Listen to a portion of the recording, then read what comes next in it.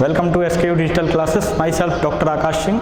I am working on as a Assistant Professor, Department of Genetics and Plant Breeding, Faculty of Agriculture. Today, I am delivered my lecture, Chromosomes General Information. It's relative to the class of PSC Honors Agriculture second semester.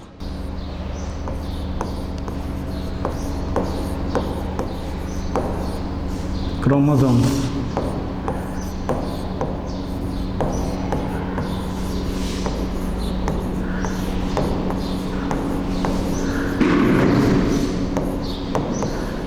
General informations.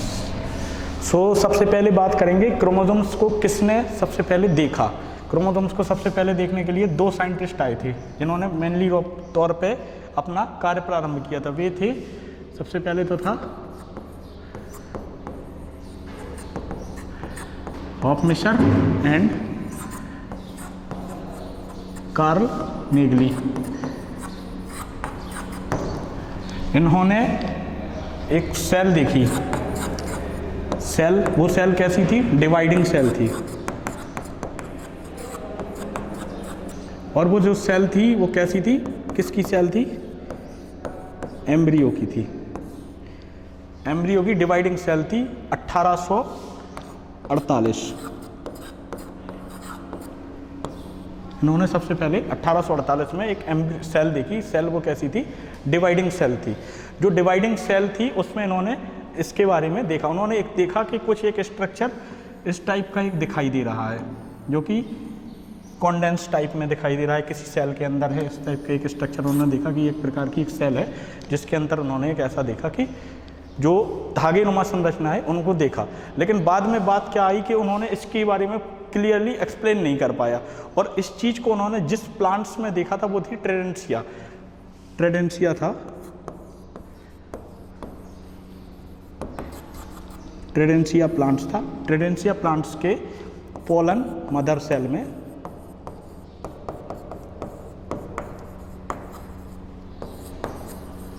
Pollen mother cell के जहाँ पे mother cell मतलब एक ऐसा part होता है flower का जहाँ पे कि पोलन का निर्माण होता है या एंथर को रिलीज करता है।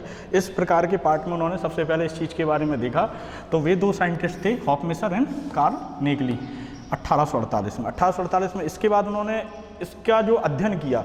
जब अध्ययन करने के बाद उन्होंने इस चीज़ के बारे में एक्सप्लेन किया कि एक ये जो संरचना है वो कैसी है? धागे नुमा संरचना है। लेकिन वो क्लियरली आइडेंटिफाई नहीं कर पाए कि क्या है ये।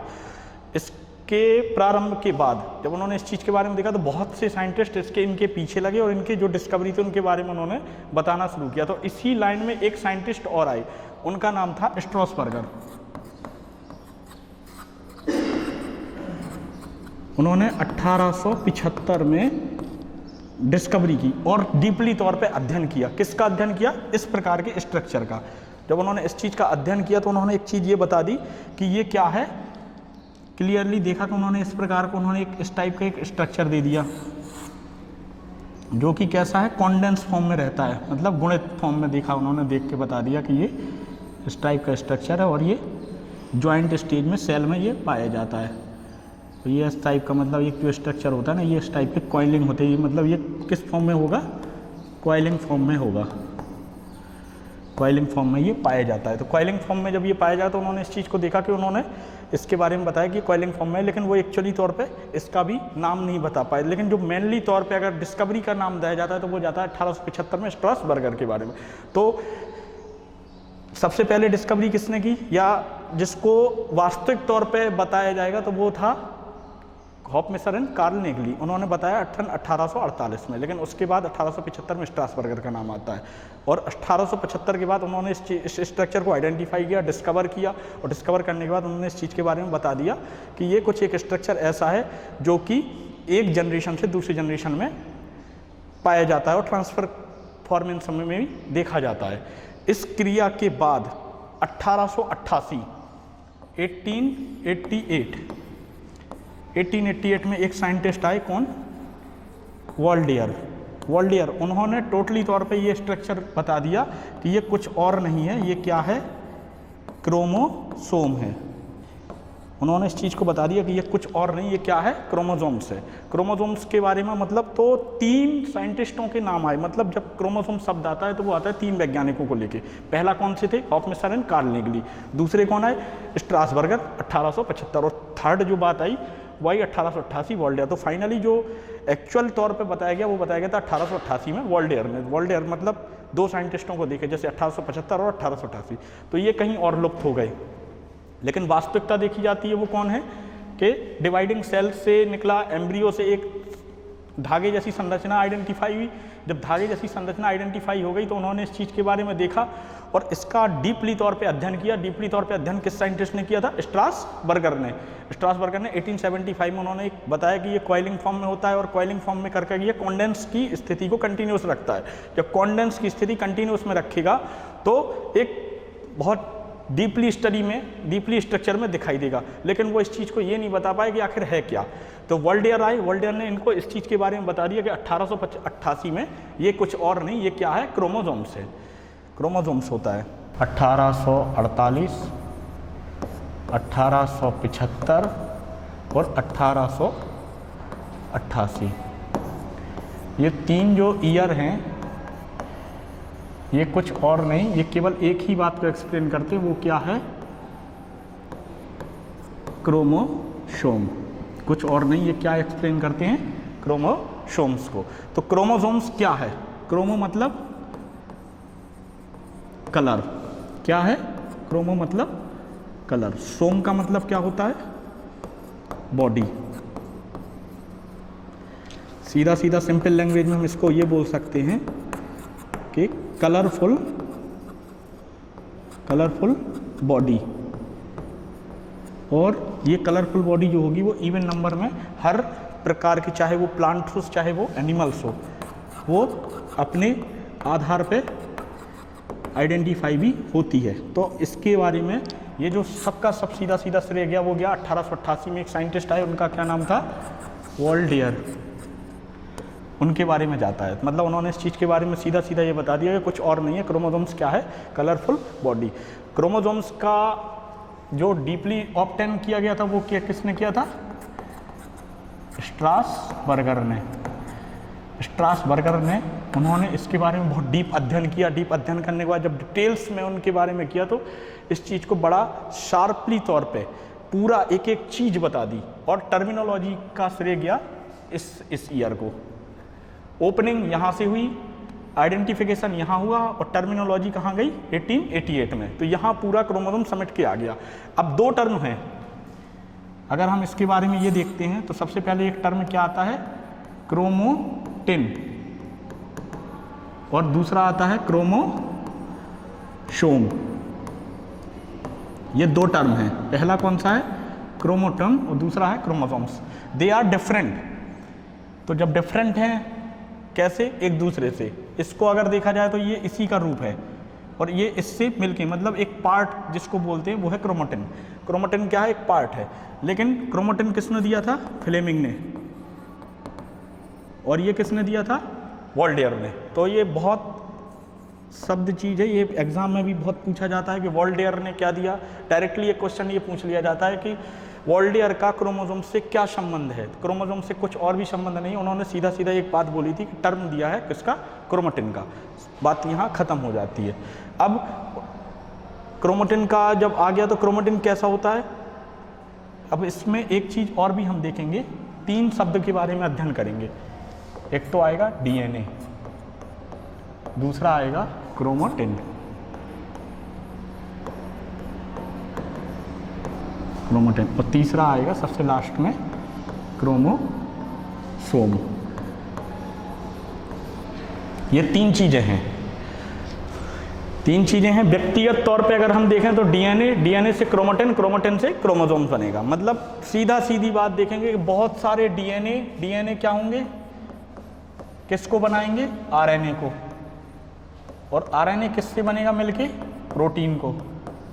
तो ये तीनों चीज़ें मिलके एक संरचना बनाते हैं, वो क्या बनाते हैं, क्रोमोटिन की। अब क्रोमोटिन कैसा होगा ये देखेंगे जरा। तो ये कैसा हो गया, लॉन्ग और थिन, मतलब पतला, और स्ट्रक्चर कैसा है, थ्रेड लाइक। कैसा स्ट्रक्चर है, थ्रेड लाइक स्ट्रक्चर है। और थ्रेड लाइक स्ट्रक्चर है, उन्होंने आपने अधिकतर एक चीज़ देखी होगी कि कोई जब जैसे धागा होता है तो वो कुछ इस प्रकार का होता है। ये कोई एक स्ट्रक्चर, जैसे ये मान लो ये धागा है, जब ये हमारा जो एक सिंपल अगर हम धागा लेंगे तो वो ऐसा हो जाएगा धागा। लेकिन धागे को हम क्या करते हैं, इकट्ठे रूप में अगर हम इकट्ठा जैसे लेते हैं और सीधा इकट्ठा करके हमने बल्क में लेने के बाद उसको अगर स्ट्रक्चर देखते हैं तो कुछ इस टाइप का स्ट्रक्चर दिखाई देता है। तो इसको अगर हम साइंटिफिक लैंग्वेज में बोलेंगे तो ये क्या है, एक थ्रेड लाइक स्ट्रक्चर है। लेकिन ये इसकी क्या हो गई हमारी हिसाब से, कॉइलिंग। क्या हो गई है, इसकी कॉइलिंग हो गई। अब जब कॉइलिंग हो जाएगी तो ये बहुत सारा स्ट्रक्चर, ये जनरली स्ट्रक्चर आपको किस में देखने को मिलेगा, ऐसा स्ट्रक्चर देखने को मिलता है किसी रेस्टिंग सेल में। किस में देखने को मिलेगा, सेल में देखने को मिलता है। तो क्रोमेटिन बेसिकली अगर जो हम जो देखते हैं सेल के अंदर वो क्या देखते हैं, क्रोमेटिन देखते हैं, ना कि क्रोमोसोम्स देखते हैं। क्रोमेटिन क्या है, कैसी अवस्था में पड़ा रहता है, रेस्टिंग अवस्था में पड़ा रहेगा, लेकिन वो कैसा होगा, कॉइलिंग फॉर्म में होगा। अब कॉइलिंग फॉर्म होगी और कैसा है, लंबा है, पतला है और कैसा है, थ्रेड लाइक, मतलब धागे जैसी संरचना है। लेकिन इसका क्या स्टेटस है, क्रोमोसोम्स से कहाँ कोरिलेशन है, लॉन्ग है तो ये कैसा हो जाएगा, शॉर्ट। कैसा हो गया, शॉर्ट। थिन है तो मतलब ये कैसा हो जाएगा, थिक। कैसा हो गया, थिक। थ्रेड लाइक है तो ये कैसा हो जाएगा, रॉड लाइक। कैसा हो गया, ये रॉड लाइक स्ट्रक्चर। ये हो गया रॉड लाइक स्ट्रक्चर। अब इस लॉन्ग से शॉर्ट हुआ, थिन से थिक हो गया और थ्रेड लाइक से कैसे हो गया, रॉड लाइक। अब कैसे हो गया रॉड लाइक, ये देखा, जैसे हमने देखा तो ये थ्रेड लाइक स्ट्रक्चर है। लेकिन जब ये हम ज़्यादातर बार बार इस टाइप का करेंगे तो ये कुछ इस टाइप का स्ट्रक्चर बना देगा। कैसा, एक इस टाइप का स्ट्रक्चर बना देगा। ये ऐसा स्ट्रक्चर उसने बन गया, ये हो गया, ये ऐसा एक स्ट्रक्चर बनता जाएगा। और ये हो जाएगी शॉर्ट आर्म, ये हो जाएगी लॉन्ग आर्म। अगर देखें जिसके बारे में तो हम पूरा, ये हो गया। अब ये मान लो हमने ए पार्ट दे दिया, इसको दे दिया हमने बी पार्ट। ये दो पार्टों में हमने इसको डिवाइड किया। इनको अगर दोनों पार्ट जैसे यहाँ स्ट्रक्चर के बारे में एक्सप्लेन कर देंगे तो ए क्या है, क्रोमेटिन है, और बी भी क्या है, क्रोमेटिन है। ये हो गए दो क्रोमेटिन हो गए। अब क्रोमेटिन है लेकिन बीच का क्या पार्ट होता है, बीच का पार्ट है इसका सेंट्रोमियर। सेंट्रोमियर है, ये सेंट्रोमियर का पार्ट क्या हो जाएगा, सेंट्रोमियर। जो कि सेंट्रोमियर का काम क्या होता है कि दो भुजाएं, जो दो भुजाएं हैं इनको बीच के आपस में जोड़ के रखने का, मतलब ये भागने नहीं देंगी। इस प्रकार के स्ट्रक्चर का अध्ययन हम कहाँ करेंगे, क्योंकि हमें इस प्रकार के स्ट्रक्चर का अध्ययन तो पता लग गया कि हमने उस सेल में किया जो सेल कैसी थी, रेस्टिंग स्टेज में थी। और जो दो पार्ट हम जिसके बारे में हमने बताया वो कौन पार्ट थे, क्रोमेटिन। तो क्रोमेटिन जो पार्ट पाए जा रहे हैं वो कहाँ पाए जा रहे हैं, क्रोमेटिन है जो वो कहाँ पाए जा रहे हैं, कॉइलिंग स्टेज में पाए जा रहे हैं, लेकिन कहाँ है, सेल के अंदर है। अब हम बात करेंगे कि ये जो स्ट्रक्चर है वो कहाँ पाया जाएगा। तो ये स्ट्रक्चर के लिए हम ऐसी सेल लेते हैं जो डिवाइडिंग स्टेज में हो। कैसी में हो, डिवाइडिंग में हो। अब डिवाइडिंग स्टेज में वो सेल लेंगे तो यही जो वर्क किया था वो किसने किया था, डिवाइडिंग स्टेज में थे। तो इस जो डिवाइडिंग पार्ट आ जाएगा ना, ये जो स्ट्रक्चर आपको ये दिखाई दे रहा है, ये जो स्ट्रक्चर है, ये स्ट्रक्चर किस में है, ये आएगी डिवाइडिंग स्टेज में अध्ययन करेंगे। इसके लिए हमें कैसी सेल चाहिए होगी, डिवाइडिंग सेल। और यही स्ट्रक्चर का अध्ययन किसने किया था, हॉफमेसर ने। किसने किया था, हॉफमेसर ने। तो हम सीधा सीधा बात करेंगे, हॉफमेसर ने एंड कार्ल नेगली ने 1848 में जो अध्ययन किया था वो किस में किया था, एम्ब्रियो के, कौन सी सेल थी वो, एम्ब्रियो की सेल्स थी, एम्ब्रियो सेल्स थी। वो कैसी थी, डिवाइडिंग स्टेज में थी। उन्होंने भी एक इस टाइप का स्ट्रक्चर देखा था। तो जो स्ट्रक्चर देखा था वो किस कंडीशंस का था, डिवाइडिंग सेल की स्टेज में था। लेकिन ये क्राइटेरिया देखा, जब उन्होंने देखा तो उन्होंने दो प्रकार का बता दिया। किसने बता दिया, जिसने टर्मिनोलॉजी देखी। तो एक्चुअली जो स्टेज होती है वो देखने को मिलती कैसी, दो स्टेज आपके सामने है। एक तो पहली ये स्टेज हो जाएगी, दूसरी ये हो जाएगी। दोनों ही क्रोमोसोम्स के पार्ट हैं। दोनों क्रोमोसोम्स में क्या है, पहला पार्ट क्रोमेटिन होता है, दूसरा हमारा कंप्लीटली क्रोमोसोम्स है। और दोनों में अंतर क्या देखने को मिल रहा है कि ये कैसा है, थ्रेड लाइक स्ट्रक्चर है, वो रॉड लाइक स्ट्रक्चर है। वो कैसा है, ये थिन है और ये थिक है, ये लॉन्ग है और वो शॉर्ट है। तो ये जो दो अंतर देखने को मिले ये किस में मिल गए, हमारे क्रोमेटिन में और क्रोमोसोम्स में। तो ये जो पार्ट आप देख रहे हैं आज कि ये जो सेल है वो कैसी है, रेस्टिंग सेल है, और वो कैसी है, डिवाइडिंग सेल है। तो सीधी सी बात, अगर हम इसके बारे में इसका अध्ययन करेंगे तो हम क्रोमोसोम्स को कैसे डिफाइन करेंगे। क्रोमोसोम्स को डिफाइन करने के लिए बोलेंगे it's a highly condense stage which is a found in chromatin, which is found in a dividing cells. Sorry, chromatin is not possible of this criteria. So it's a part of chromosomes. ये दो अंतर आपके सामने दिखाए गए, ये explain कर रहे हैं क्रोमेटिन को और क्रोमोसोम्स को। अब आएगी इसकी कौन सी स्टेज पे, क्योंकि डिवाइडिंग सेल का नाम आ गया, डिवाइडिंग सेल की बात आ गई, सेल की बात आ गई, डिवाइडिंग सेल की बात आ गई, उससे रिलेटेड वैज्ञानिकों के नाम आ गए। तो अब हम इसके बारे में, जैसे हमने ये बता दिया कि ये शॉर्ट होता है, थिक होता है और रॉड लाइक स्ट्रक्चर होता है, लेकिन ये कहाँ होता है और ये कैसे होता है इसके बारे में भी देखेंगे।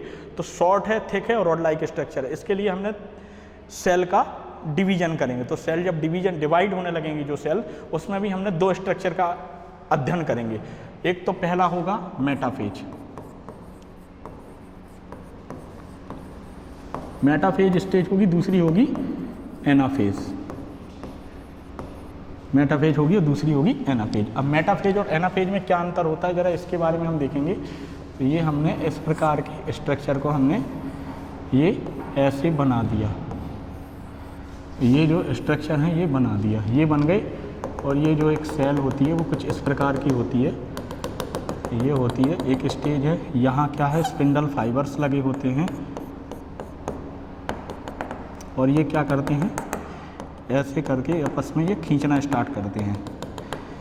ये आ गई एक स्पिंडल फाइबर्स यहाँ लगा दिया और ये आ गई इधर पे, एक ये स्पिंडल फाइबर्स को ले गई ये, और ये हो गए सेल। और एक यहाँ होगी डिवाइडिंग प्लेट, ये लो, ये स्टेज है मेटाफेज।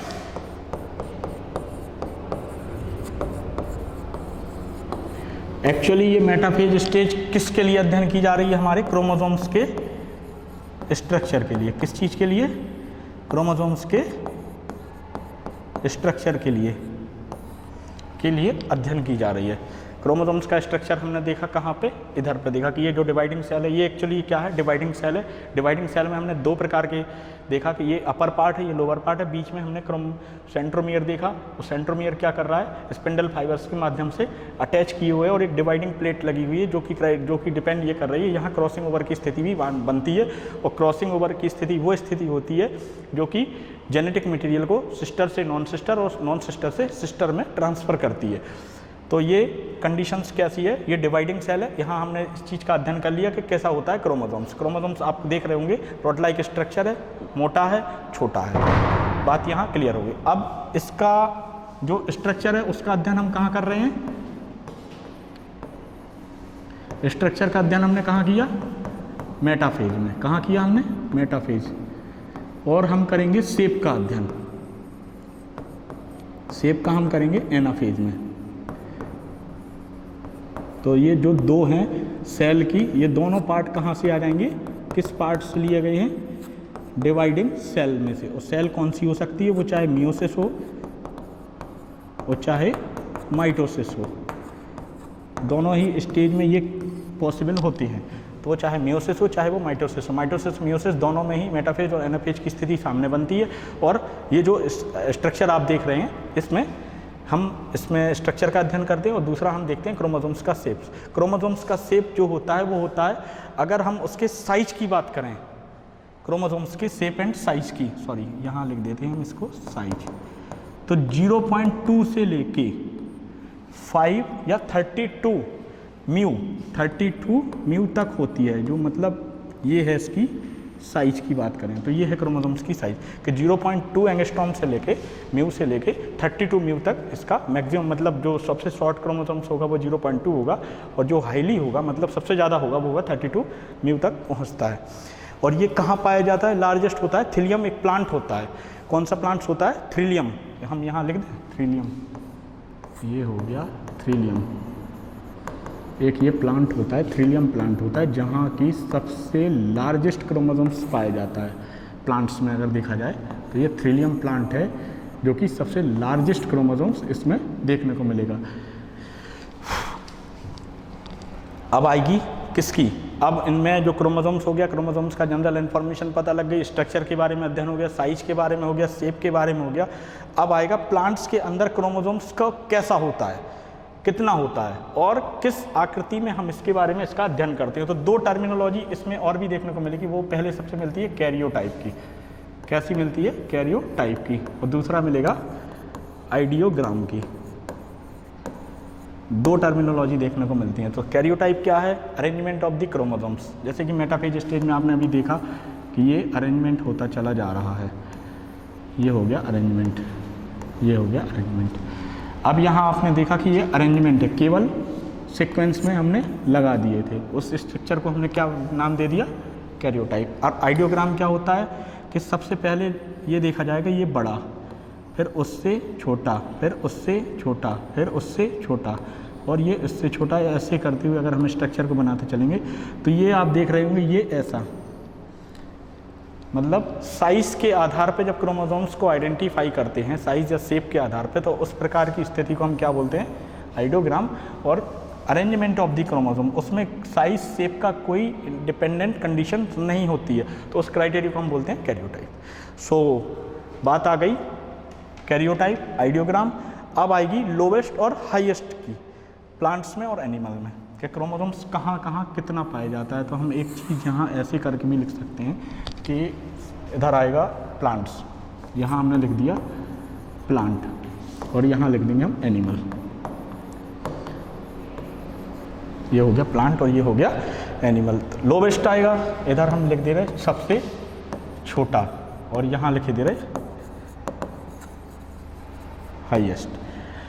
लोवेस्ट हो गया और हाईएस्ट हो गया। लोवेस्ट में मतलब सबसे पहले प्लांट, तो लोवेस्ट क्रोमोसोम देखेंगे तो जो 2n होगा, क्योंकि हमेशा ये 2 की स्थिति में होता है, तो 2n कितना हो जाएगा, 2 हो जाएगा इक्वल टू, क्यों, क्योंकि ये इवन नंबर में हमेशा चलता है। क्रोमोसोम्स को इवन नंबर में इसलिए आइडेंटिफाई करते हैं क्योंकि ये सोमेटिक सेल्स के क्राइटेरिया को फॉलो करता है। तो एक मतलब जो सबसे छोटा होगा वो कितना होगा, 2n बराबर 2, ये हो गया। और एनिमल में कितना भी, एनिमल में भी देख लो तो एनिमल में भी इतना होगा क्योंकि लोवेस्ट है। और हाईएस्ट की बात करें तो हाईएस्ट में कितना हो जाएगा, 2n बराबर 1282 या 1262 होता है। और एनिमल में देखा जाए तो एनिमल में कितना होगा, 2n बराबर 1600। तो ये 2 हो गए। अब ये कहाँ कहाँ पाए जाते हैं, तो ये कहाँ कहाँ पाए जाते हैं, एक होता है ओसिकुलम रेटिकुलम में, ये ओसिकुलम रेटिकुलम में पाया जाएगा, ये हाईएस्ट होता है, प्लांट से होता है ओसिकुलम रेटिकुलम। और एनिमल में अगर 1600 में देखा जाए तो एक प्रोटोजोआ होता है। कौन सा प्रोटोजोआ होता है उसका भी नाम हम बताएं, प्रोटोजोआ है। प्रोटोजोआ में सबसे ज़्यादा होता है। प्रोटोजोआ क्या है, एनिमल की श्रेणी में पाया जाता है, और वो होता है ऑटोकैंथा। ऑटोकैंथा एक प्रोटोजोआ है, उसमें होता है। अच्छा, एनिमल में हाईएस्ट हो गया, 1600 क्रोमोसोम्स होंगे, वो प्रोटोजोआ है, कौन सा, ऑटोकैंथा। और सबसे छोटा होता है वो होता है एस्केरस में, ये हो गया, एस्केरस में भी होगा सबसे छोटा। तो बात खत्म हो गई यहाँ। या हम एक देखें प्लांट्स के आधार पे, तो लोवेस्ट और हाईएस्ट क्रोमोसोम्स हो गया प्लांट्स का और एनिमल का। Thank you.